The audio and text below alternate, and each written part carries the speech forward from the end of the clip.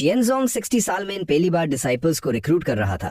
साकों पर मोर्टल्स की भीड़ जमा थी जो इमॉर्टल बनना चाहते थे, और तुम भी हर रोज टाइम पर लाइन में लगते थे। पर अजीब बात यह थी कि जैसे ही तुम्हारा टर्न आने वाला होता, तुम युद्ध अपनी जगह छोड़ देते। ऑर्डर मेंटेन करने वाले इमॉर्टल ने तुम्हारा ये अजीब बिहेवियर नोटिस किया। अरे छोटे भाई, मैं देख रहा हूँ तुम लगातार 3 दिन से आ रहे हो, पर हर रोज इस टाइम पर चले जाते हो। क्या कोई इमरजेंसी है? इमॉर्टल को ऊद सवाल करते देख तुमने कुछ नहीं छुपाया। मेरे घर पर मेरे दादाजी बेडरिन हैं। हर थोड़ी देर में मुझे उनकी पोजीशन चेंज करनी पड़ती है। मुझे डर है कि अगर मैं लाट हो गया तो उन्हें बहुत तकलीफ होगी। ये रीजन सुनकर इमॉर्टल ने हल्की सी स्माइल दी और नोट करते हुए बोला, तो ये बात है। छोटे भाई, अगर तुम्हें लाइन में वेट करना मुश्किल लग रहा है तो मैं अभी तुम्हारा स्पिरिचुअल रूट टेस्ट कर सकता हूँ। बस तुम्हारी स्पिरिचुअल एनर्जी थोड़ी मिक्स्ड है तो शायद हल्का पेन हो। ये सुनकर पहले तो तुम वोश हुए और तुम्हारी स्माइल तुरंत गायब हो गई।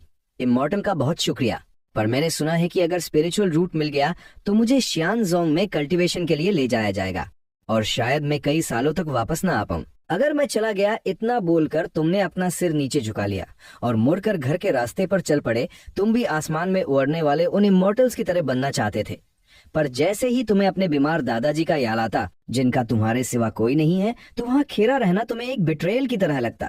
इसलिए तुमने हार मान ली। घर पहुंचते ही तुमने आराम से दादाजी को पलटा और एक बोल में पानी लेकर उन्हें सावधानी से पिलाने लगे। गल्प गल्प दादाजी ने पानी यतम किया और राहत की एक लंबी सांस ली। तुमने उन्हें धीरे से लिटाया। तभी उन्होंने अचानक पूछा, मेरे अच्छे पोते, कौन सा स्पिरिचुअल रूट निकला? उन्होंने बहुत कैजुअली पूछा ताकि तुम पर कोई प्रेशर ना आए। तुमने एक झूठ बोल दिया, एक ऐसा झूठ ताकि तुम उनके पास रुककर उनकी केयर कर सको। दादाजी, इमॉर्टल ने कहा, मेरे पास कोई स्पिरिचुअल रूट नहीं है। ये सुनते ही दादाजी का चेहरा उससे से लाल हो गया। उन्होंने जोर से चिल्लाते हुए कहा, बेवकूफ, तुम मुझसे झूठ बोलने की हिम्मत कर रहे हो? जब मैंने तुम्हें सालों पहले उठाया था तो अपनी आयरी मैजिक पावर यूज करके तुम्हारी बॉडी चेक की थी। तुम्हारे पास क्लियरली स्पिरिचुअल रूट है। उनकी इस एक दहाड़ ने उनके सारे राज खोल कर रख दिए। असल में वो खुद भी एक कल्टीवेटर रह चुके थे। दाओइस्ट सेक्ट की सीक्रेट टेक्निक्स चुराने की वजह से उनकी कल्टीवेशन पूरी तरह डिस्ट्रॉय कर दी गई थी। वो भागते हुए चैंगयुन माउंटेन रेंज तक पहुंचे, जहां उन्हें एक ऑर्फन बेबी मिला। पिछले 10 सालों में उनकी इंजरी और भी गहरी होती गई। उनका शरीर सड़ने लगा। वो सिर्फ तुम्हारे लाए जंगली सब्जियों और तुम्हारी देखभाल की वजह से आज तक जिंदा थे। वो उससे से बुरी तरह खांसने लगे। उनका चेहरा लाल पड़ गया। दादाजी, आपको क्या हुआ? तुम तुरंत आगे बढ़े और उनकी पीठ सहलाने लगे। उन्होंने किसी तरह उद को शांत किया और तुम्हें घूरते हुए बोले, तुमने टेस्ट क्यों नहीं करवाया? क्या किसी ने तुम्हें बुली किया है?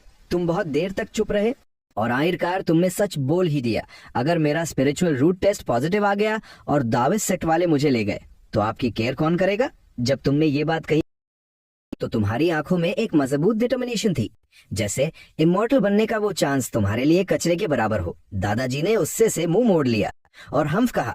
दादा और पोते के बीच एक अजीब सी खामोशी छा गई। कमरे में एकदम सन्नाटा था। आखिरकार दादाजी ने ही चुप्पी तोड़ी। उनकी आवाज बहुत थकी हुई थी। जियान, जाओ खाना बनाओ। ठीक है। तुम तुरंत उठे और टोकरी में रखी जंगली सब्जियां धोने लगे। तुम्हें फिर से वही सब्जियां बनाते देख दादाजी जैसे पूरी तरह तंग आ चुके थे। जियान, मेरी ये पुरानी हड्डियां अब बिना कुछ अच्छा खाए नहीं बचेंगी। उस जाद फेदर चिकन को काट दो। तुम्हारे हाथ अचानक रुक गए। वो चिकन तुमने न जाने कितने दिनों का खाना बचाकर अरीदा था। तुम्हें उम्मीद थी कि वो अंडे देगी जिससे तुम्हारी सर्दियां कट जाएंगी। अगर उसे अभी खा लिया तो सर्दियां कैसे कटेंगी?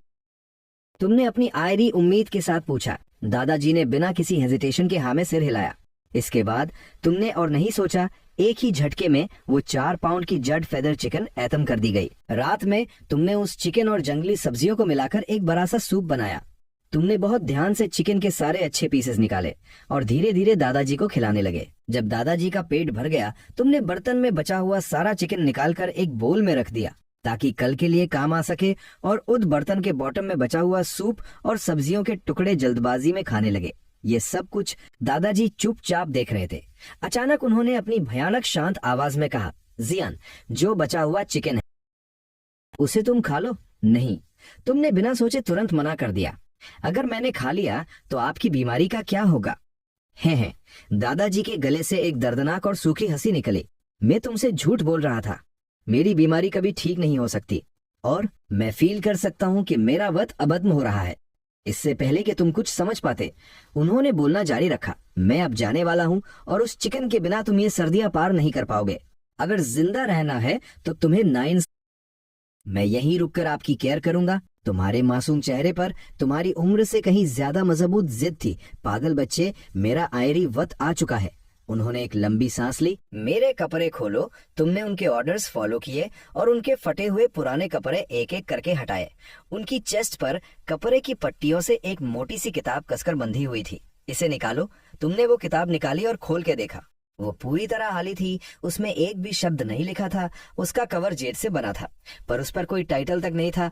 दादाजी ये क्या है? मेरी पूरी जिंदगी इसी एक चीज की वजह से बर्बाद हो गई। उनकी आवाज में एक गहरा दर्द और पछतावा था। याद रखना, इस किताब को हमेशा छुपा कर रखना। किसी को भी इसके बारे में पता नहीं चलना चाहिए। वो फिर से बुरी तरह खांसने लगे। खांसने के बाद उनकी आंखों की चमक खत्म होने लगी। उनकी आवाज भी अब बहुत कमजोर हो गई थी। मैं जा रहा हूँ। अब से तुम्हें अपना रास्ता युद्ध चुनना होगा। एक बात हमेशा याद रखना, एक आम इंसान बेसूर होता है, पर अजाना रखना ही उसका सबसे बड़ा जुर्म बन जाता है। मुझे याद रहेगा। तुमने आंखों में आंसू लिए जोर से नोट किया। आयर में उन्होंने अपनी धुंधली होती आंखों से पूरी तक लगाकर तुम्हें गहराई से देखा। दादाजी तुम्हें एक आयरी एडवाइस दे रहे हैं जो उन्होंने धीरे से अपनी आंखें बंद कर लीं और फिर कोई मूवमेंट नहीं हुई। दादाजी, तुम उनके बिस्तर पर गिर तरे और पूरी रात फूट फूट कर रोते रहे। अगले दिन सुबह सुबह तुमने दादाजी की नई बरपे के सामने 3 बार सिर झुकाया और अपने सारे दर्द को दिल में दबाकर उस घर को हमेशा के लिए छोड़ दिया। तुम्हें कल्टीवेशन करनी ही होगी। ये दादाजी की आरी इच्छा थी। आज दाविस सेक्ट के रिक्रूटमेंट का आरी दिन था। तुम बहुत सुबह उठ कर गए, पर मायर के घर के बाहर पहले ही लोगों की भारी भीड़ जमा थी। सूजियन भीड़र में से शावन ने तुम्हें देखा। आज उसने भी अपना बैग पहना हुआ था और उसके पेरेंट्स बहुत प्राउडली उसके पास खेरे थे। साथा कि वो टेस्ट पास कर चुकी है। तुम उसके पास गए और पूछा, तुम्हारा कौन सा स्पिरिचुअल रूट निकला? शावन ने अपना सिर हल्का सा ऊपर उठाया और उसके चेहरे पर वोशी सा झलक रही थी। Single attribute high grade spiritual root. Immortal ने कहा कि मैं डायरेक्ट इनर सेक्ट डिसाइपल बन सकती हूँ। कंग्रेचुलेशंस, तुम उसके लिए सच में वोश थे। तभी मेयर के घर का मेन डोर खुला और दरवाजा खोलने वाला वही इमॉर्टल था जिसने कल तुम्हारा टेस्ट करने का ऑफर दिया था। शॉन जी, उसने तुम्हें देखते ही पहचान लिया। वो थोड़ा सरप्राइज था। तुम यहाँ? इमॉर्टल को प्रणाम। तुम्हें थोड़ी शर्मिंदगी हुई? मेरे दादाजी को अब मेरी केयर की जरूरत नहीं है, इसलिए मैं टेस्ट देने आना चाहता। मेन हॉल में आंखों पर पट्टी बांधे एक आदमी टेबल के सामने बैठा था। वो शॉन जी का सीनियर ब्रदर था। वूखन, तुम आगे बढ़े और डरते हुए आराम से बैठ गए। अपना हाथ ऊपर रखो। उस ब्लाइंडफोल्डेड आदमी ने तुम्हारे आने को सेंस कर लिया था। उसकी आवाज में कोई इमोशन नहीं था। तुमने अपना हाथ टेबल पर रखा। उसने अपना दायां हाथ निकाला और तुम्हारी कलाई पर रख दी। एक बेहद ठंडी स्पिरिचुअल एनर्जी तुरंत तुम्हारी वेन्स में घुस गई। बाहर शावान के पेरेंट्स उसे धक्का दे रहे थे। शावान, तुम अंदर जाकर देखो, क्या जियान के पास सच में स्पिरिचुअल रूट है? शावान ने जैसे ही कमरे में बदम रखा, वुखन अपना हाथ हटा चुका था। कॉन्ग्रेचुलेशंस, तुम्हारे पास स्पिरिचुअल रूट है। तुम कल्टीवेट कर सकते हो। ये बात सुनते ही तुम्हारे दिल पर रखा भारी बोझ आखिरकार हल्का हो गया। दादाजी ने मुझसे झूठ नहीं बोला था, लेकिन उसकी अगली बात तुम्हारे सिर पर ठंडे पानी की बाल्टी गिरने जैसी थी। पर बहुत अफसोस की बात है, तुम्हारा spiritual root 5 elements mixed spiritual root है। सबसे अराब टैलेंट। फ्यूचर में तुम ज्यादा। क्या मेरा टैलेंट बहुत अराब है? तुम यूथ से बरबराएं। राब नहीं, उसने करेक्ट करते हुए कहा, सबसे अराब। तुम सिर्फ एक हैंडीमैन डिसाइपल बन सकते हो और तुम्हें 50 सालों तक सेक्ट के लिए काम करना होगा। 50 साल बाद तुम आजाद हो सकते हो। क्या तुम तैयार हो? जब तक मैं कल्टीवेशन कर सकता हूँ मैं तैयार हूँ। तुमने बिना सोचे जवाब दिया। ठीक है, बाहर जाकर वेट करो। तुमने सम्मान से सिर झुकाया और मुड़कर मेन हॉल से बाहर आ गए। कोर्टयार्ड में पहुंचते ही तुमने शावान को देखा। तुम मुझसे कुछ कहना चाहते थे, पर वो तुम्हें देखकर ऐसे पीछे हटी जैसे उसने कोई डरावनी चीज देख ली हो। वो सीधा भागकर अपने पेरेंट्स के पीछे छुप गई। शावान की माँ ने तुम्हें एक तरह खींचा और उनके चेहरे पर एक झूठी स्माइल थी। तुम और शावान दोनों इमॉर्टल्स बन गए हो, पर तुम एक हैंडीमैन हो और शावान एक इनर सेक्ट डिसाइपल। ये आसमान और जमीन का रर है। आंटी, आपका क्या मतलब है? तुम्हारे दिल में एक बुरा याल आया। उसने और उसके पति ने एक दूसरे को देखा और आखिरकार अपना असली रूप दिखा दिया। तुम्हारे दादाजी ने शावन के दादाजी की जान बचाई थी, इसलिए उन दोनों ने तुम्हारी शादी फिक्स कर दी थी।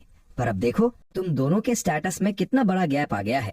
क्यों ना हम इस मैरिज कॉन्ट्रैक्ट को कैंसिल कर दें। तुम्हें फील हुआ जैसे कोई बर की लहर तुम्हारे पैरों से लेकर सीधे दिमाग तक पहुंच गई हो। तुमने तुरंत शावान की तरफ देखा। वो लड़की जिसके साथ तुम बचपन से बड़े हुए थे, उसकी आंखों में सिर्फ और सिर्फ डिस्गस्ट था। उस नजर ने तुम्हारे दिल को पूरी तरह से तोड़ दिया। ठीक है, तुमने बिना कुछ कहे अपने बाग से वो मैरिज कॉन्ट्रैक्ट निकाला। सुजियान, शावान का चेहरा गुस्से से लाल हो गया। उसने तुम्हें वार्निंग देते हुए कहा, इसके बाद सेक्ट में हमारे पास्ट के बारे में एक शब्द भी मत बोलना, समझे तुम? एहसान रामोश, और ऊपर से मुझे थ्रेटन कर रही है। तुमने उसे घूरा और अपने दांत पीसते हुए एक एक वर्ड बोला, तुम मुझे डिस्गस्ट फील कराती हो। इतना बोलकर तुम वहां से मुड़ गए। दादाजी चले गए, शादी टूट गई। तुमने अपने आंसुओं को जबरदस्ती रोका ताकि वो गिरे नहीं। तुम्हें डर था कि लोग तुम्हारा मजाक उड़ाएंगे। सीनियर ब्रदर जुआनजी ये सब देख रहा था। वो तुम्हारे पास आया और तुम्हारे कंधे पे हाथ रखा। कोई बात नहीं, मिक्स्ड स्पिरिचुअल रूट वाले भी कल्टीवेशन कर सकते हैं। मेरा नाम जुआनजी है, मैं भी एक हैंडीमैन डिसाइपल हूँ। तुम मुझे सीनियर ब्रदर बुला सकते हो। अंदर जो वूखन है वो भी मेरी तरह ही है। तुम शौक रह गए। तुमने कभी नहीं सोचा था कि ये दोनों इमॉर्टल्स सिर्फ हैंडीमैन डिसाइपल्स हैं। सीनियर ब्रदर जुआनजी को मेरा प्रणाम। तुमने तुरंत रिस्पेक्ट दिखाई और इस तरह तुम उनके साथ जर्नी पर निकल पड़े। पहाड़ों को पार करते हुए तुम्हें असली मतलब समझ आया कि आसमान और जमीन का राह क्या होता है। शावन जैसे इनर सेक्ट डिसाइपल्स एक विशाल डेमोनिक बीस्ट द्वारा खींची जा रही कैरेज में आराम से बैठे थे, और तुम जैसे हैंडीमैन डिसाइपल्स उस कैरेज के पीछे पीछे अपने पैरों से 800 माइल्स का पहाड़ी रास्ता पैदल चल रहे थे। अभी तो सेक्ट के दरवाजे तक भी नहीं पहुंचे थे, और डिफरेंस इतना क्लियर था तुम्हें आखिरकार समझ आ गया कि शावन की फैमिली ने वो शादी क्यों तोड़ी। लेकिन उस कैरेज से ज्यादा तुम उस ब्लाइंडफोल्डेड वुकन सीनियर ब्रदर को देखकर जेलस थे, जो अपनी फ्लाइंग सॉर्ट पर खड़े होकर आसमान में उड़ रहा था। तुम्हारे इमेजिनेशन में इमॉर्टल्स ऐसे ही होते थे।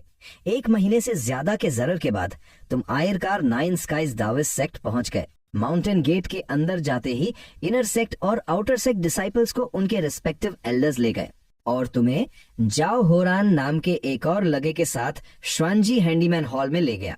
हैंडीमैन हॉल के मास्टर ने तुम दोनों को एक बुक, गिवन आर्ट और एक ची गैदरिंग पिल दी, और फिर तुम्हें सुपरवाइजर वांग को सौंप दिया। सुपरवाइजर वांग तुम्हें कोर्टयार्ड में ले गया। ये वुड चॉपिंग रूम था। यहाँ का काम पिल पीक के डिसाइपल्स के लिए अल्कमी के लकड़ियां सप्लाई करना था। तुम दोनों में से एक लकड़ियां काटेगा और दूसरा उन्हें चॉप करेगा। हर दिन 100 पाउंड्स का टारगेट है। ऊद चूज कर लो। सुपरवाइजर वांग ने कोल्डोन में कहा। जाओहारान ने बिना सोचे लकड़ियां चॉप करने का काम चुन लिया, जो देखने में आसान लग रहा था। तो अब तुम्हारे पास लकड़ियां काटने के सिवा कोई ऑप्शन नहीं था।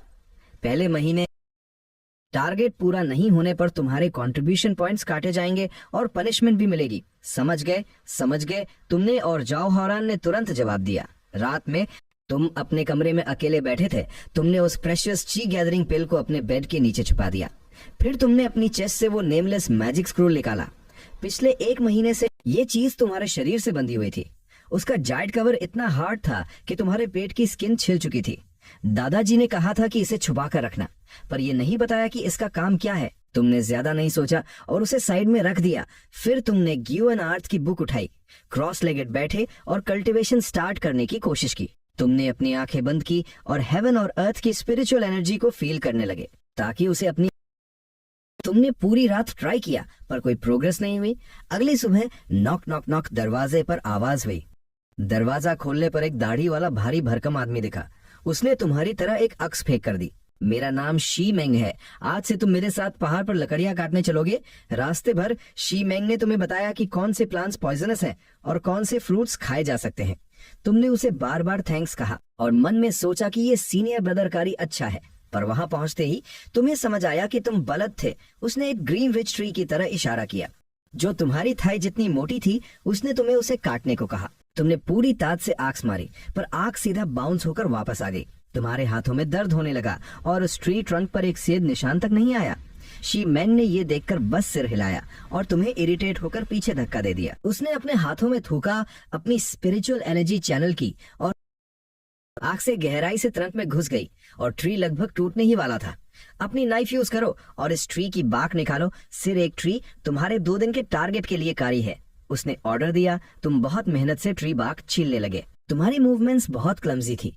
शी मेंग ने मुंह बनाते हुए कहा, अगर तुम ऐसे ही काम करते रहे तो पूरी जिंदगी में भी अपना टास्क पूरा नहीं कर पाओगे। उसकी आंखों में एक अजीब सी चमक आई और उसने एक झूठी स्माइल के साथ तुम्हारी तरह देखा। क्यों ना हम ऐसा करें, तुम वो ची गैदरिंग पिल मुझे दे दो और फ्यूचर में तुम सिर्फ बार्क छीलने का काम करना, भारी काम मैं करूंगा। तुम्हारे दिल की धड़कन तेज हो गई, तुम तुरंत उसका इरादा समझ गए। सीनियर ब्रदर शी मेंग, बिना ची गैदरिंग पिल के मैं कल्टीवेशन स्टार्ट नहीं कर पाऊंगा। एक बार मेरी कल्टीवेशन स्टार्ट हो जाए तो मुझे लकड़ियां काटने के लिए आपको परेशान नहीं करना पड़ेगा। तुमने स्मार्टली जवाब दिया। ये सुनकर शी मेंग का चेहरा तुरंत उतर गया और उसके बाद उसने तुमसे एक शब्द नहीं कहा। उसने पागलों की तरह उस ग्रीन रिच ट्री को काटना शुरू कर दिया। उसके वार इतने मजबूत थे कि तुम्हारा सिर चकराने लगा और लकड़ी के टुकड़े ओलों की तरह तुम्हारे ऊपर गिरने लगे। वो ये जानबूझकर कर रहा था। बहुत मुश्किल से लकड़ियों का टारगेट पूरा हुआ। वापस आते वक्त सिर चढ़ाई पर उसने थोड़ी मदद की। बाकी पूरे रास्ते तुम्हें अकेले ही वो भारी व्हीलबैरो धकेलना पड़ा। जब से तुमने उसे मना किया था उसका एटीट्यूड तुम्हें सिर्फ टॉर्चर करने का हो गया था। वुडरूम पहुंचते पहुंचते तुम्हारी पूरी बॉडी दर्द से टूट चुकी थी। तुमने देखा कि जाओ होरान अभी भी कोर्टयार्ड में बैठा लकड़ियां चॉप कर रहा था। मेरा काम अभी खत्म नहीं हुआ। तुम उसके पास जाके मदद करना चाहते थे।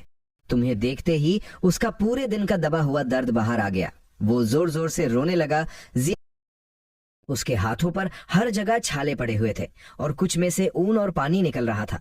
उसके हाथों को देखकर तुम्हें अंदर तक ठंडक फील हुई। असल में लकड़ियां चॉप करना काटने से भी ज्यादा दर्दनाक था। और ये एक हैंडीमैन डिसाइपल का पहला दिन था। सारा काम खत्म करने के बाद तुम और जाओ होरान दो भूखे जंगली कुत्तों की तरह डाइनिंग टेबल पर जाकर बैठ गए। सुपरवाइजर वान ने उद खाना बनाया था। टेबल पर रखा मीट और सब्जियां देखकर तुम्हारे मुंह में पानी आ गया। बिना किसी सीनियर के बोले तुम और जाओ होरान पागलों की तरह खाने पर टूट पड़े। ऐसा लग रहा था कि तुम पूरी प्लेट ही निगल जाओगे। तुम्हें लगा था कि खाने को लेकर एक भयानक लड़ाई होगी, पर जब तुमने ऊपर देखा तो बाकी सारे सीनियर ब्रदर्स बहुत आराम से खा रहे थे। कुछ ने तो बस 2 निवाले खाए और चले गए। हा हा हा, आराम से खाओ, कोई तुमसे छीन नहीं रहा। सुपरवाइजर वांग ने तुम दोनों की हालत देखकर एक अजीब सी स्माइल दी। तुम्हें अच्छे से पता था कि वो इतना कम क्यों खा रहे थे। वो कल्टीवेटर्स थे, अगर वो खाना ना भी खाएं तो भी उन्हें कोई रड़ नहीं बांटता। पर तुम्हारी और जाओ होरान की बात अलग थी। तुम अभी भी ची कंडेंसेशन लेवल पर नहीं पहुंचे थे। पूरे दिन में बस एक ही मील मिलता था। अगर पेट भर कर नहीं खाया तो कल कुल्हाड़ी उठाने की भी तात नहीं बचेगी।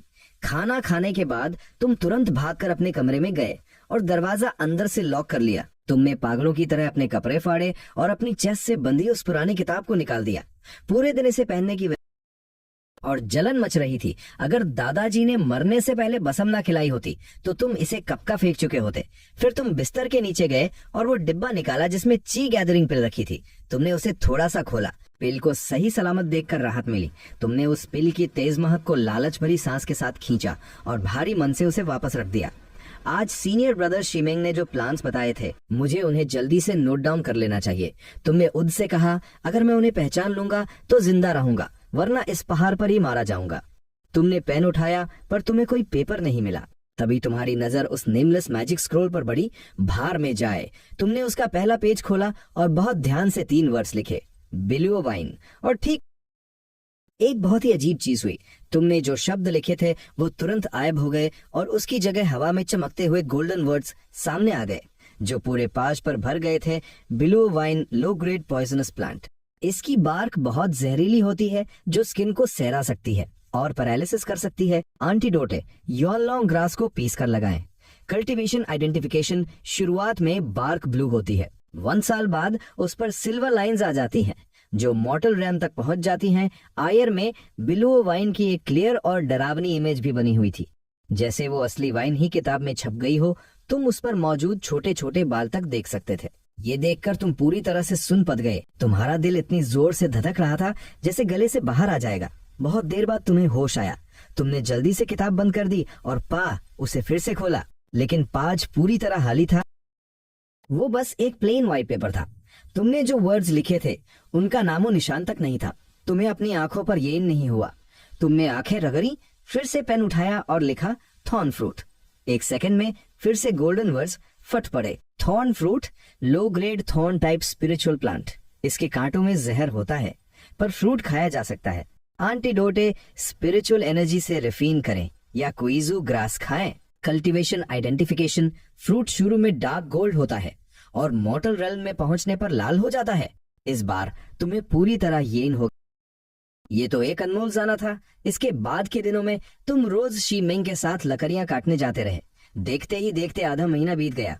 तुम्हारी कल्टीवेशन में कोई प्रोग्रेस नहीं हुई, पर तुम्हारी तात्कारी बद गई थी। लेकिन उद अकेले काम पूरा करना अभी भी एक सपना ही था। तुम्हारे पास शीमंग के पीछे पीछे घूमने और उसकी बुल्लीज बर्दाश्त करने के सिवा कोई ऑप्शन नहीं था। पर तुम्हें सबसे ज्यादा टेंशन इस बात की थी कि सीनियर ब्रदर श्वानजी ने कहा था कि स्पिरिचुअल एनर्जी वाली जगह पर आधा महीना रहने से स्पिरिचुअल रूट अवेकन हो जाएगा। चांग्यून माउंटेन को पार करने के बाद से अब तक पूरे 2 महीने बीत चुके थे, पर तुम्हारी बॉडी में अभी भी कोई एनर्जी नहीं थी। यहाँ तक कि तुम्हारे साथ आया जाओ हरान, जिसका 4 एट्रीब्यूट मिक्स्ड स्पिरिचुअल रूट था। वो भी ची कंडेंसेशन लेवल 1 पर पहुंच चुका था। वो अब अपना काम अकेले कर सकता था और तुम अभी भी एक कमजोर इंसान। तुम अब और वेट नहीं कर सकते थे, इसलिए तुमने हिम्मत करके हैंडीमैन हॉल के सीनियर ब्रदर श्वानजी को फिर से ढूंढा। सीनियर ब्रदर श्वानजी 2 महीने हो गए हैं। जाओ होरान ची कंडेंसेशन फर्स्ट लेवल पर पहुंच गया, पर मैं अभी भी कुछ नहीं कर पा रहा। तुमने सीधे पॉइंट की बात की। तुम्हारी आवाज में एक अजीब सी डेस्परेशन थी। शांत हो जाओ। श्वानजी ने तुम्हारे कंधे पर हाथ रखा। जाओ होरान का 4 एट्रीब्यूट रूट है। तुम्हारा केस अलग है। तुम्हारा 5 elements complete mixed spiritual root है। तुम्हारा स्लो होना नॉर्मल है। सीनियर ब्रदर, तुमने अपने दांत पीसे और अपने दिल की सबसे बड़ी इच्छा जाहिर कर दी। क्या इस दुनिया में स्पिरिचुअल रूट टैलेंट को बढ़ाने का कोई तरीका है? ज्वानजी तुम्हारी लगन देखकर थोड़ा पिघल गया। उसने एक गहरी सांस ली और कहा जाता है कि एंशिएंट टाइम्स में इमॉर्टल्स हुआयुआन डिवाइन आर्ट नाम की एक टेक्निक से अपने स्पिरिचुअल रूट को मजबूत करते थे, पर वो बहुत पहले खो चुकी है। कोई नहीं जानता कि ये सच है या झूठ। खो चुकी है। तुमने ज्वानजी को थैंक्स कहा और मुड़कर वापस आ गए। लेकिन तुम्हारी बात अलग है। अपने कमरे में वापस आके तुम जोर से बिस्तर पर बैठ गए। तुम्हारे दिमाग में एक ख्याल आया, अगर ये फटी हुई किताब, मेरा मतलब है ये स्क्रोल, स्पिरिचुअल प्लांट्स दिखा सकता है, तो क्या ये कल्टीवेशन टेक्निक्स भी दिखा सकता है, जैसे हॉयन डिवाइन आर्ट? तुमने तुरंत मोमबत्ती जलाई और कांपते हाथों से स्क्रोल पर लिखा हॉयन डिवाइन आर्ट, और ये काम कर गया। जैसा तुमने सोचा था, सुनहरे शब्द फिर से पाज पर भर गए। ये वही खो चुकी हॉयन डिवाइन आर्ट थी, लेकिन ये सीक्रेट टेक्निक बहुत खतरनाक थी। कल्टीवेशन प्रोसेस के दौरान हर्ब से सप्लीमेंट्स लेना जरूरी है, चाहे स्पिरिचुअल रिफाइनमेंट, दोनों में बहुत रिस्क है। और इसे शुरू करने के लिए ची कंडेंसेशन फर्स्ट लेवल पर होना जरूरी है। निंगशन ग्रास, सीशुई फ्लावर, चियांग फ्रूट। तुमने तुरंत सारी जरूरी हर्ब्स के नाम याद कर लिए। फिर तुमने एक एक करके उनके नाम स्क्रोल पर लिखे, ताकि तुम उनका अपीयरेंस और ग्रोथ लोकेशन अपने दिमाग में बैठा सको। अब जब मैं पहाड़ पर जाऊंगा तो मुझे इन्हें ढूंढना ही होगा। तुमने पक्का इरादा कर लिया? अगर नहीं मिली तो मैं उन्हें कंट्रीब्यूशन पॉइंट से एक्सचेंज कर लूंगा। 1 महीने बाद आयर कार तुम्हारा 5 element spiritual root spiritual energy से सोख हो चुका था। अब तुम आयर कार अपनी कॉन्शियसनेस से कनेक्ट कर पा रहे थे, लेकिन स्पिरिचुअल एनर्जी को रिफाइन करने का प्रोसेस तुम्हारे लिए किसी टॉर्चर से कम नहीं था।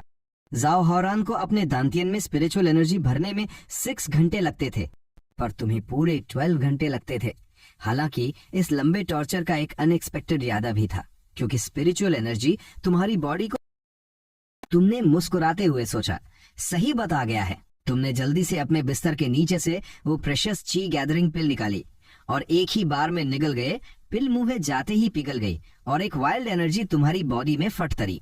एक टूटते हुए डैम के पानी की तरह वो एनर्जी पागलों की तरह तुम्हारे दांतियन और लिम्स में दौड़ने लगी। जब पिल का असर खत्म हुआ, तुम्हें लगा जैसे तुम्हारी बॉडी को सालों तक ट्रेन किया गया हो। तुम्हारा दांतियन पहले से कई गुना बड़ा हो गया था।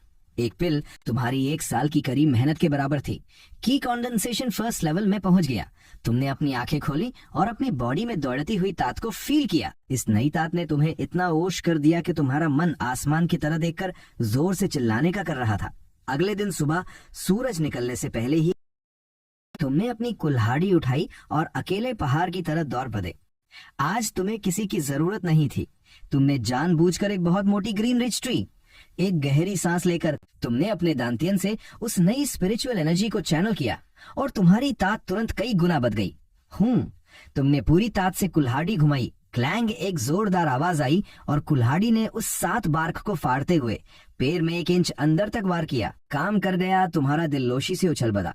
तुमने कुल्हाड़ी निकाली, उसी कट पर एम किया, फिर से स्पिरिचुअल एनर्जी डाली और पूरी तात से दूसरा वार किया। क्लैंग। कुल्हाड़ी आधा इंच और अंदर गई, पर इतनी गहराई इस विशाल पेड़ को काटने के लिए कारी नहीं थी। तुमने फिर से कुल्हाड़ी उठाई, पर कुल्हाड़ी फिसल गई और साइड में एक नया कट लग गया। Damn it! तुम साथ देख पा रहे थे, पर तुम्हारी बॉडी साथ नहीं दे रही थी।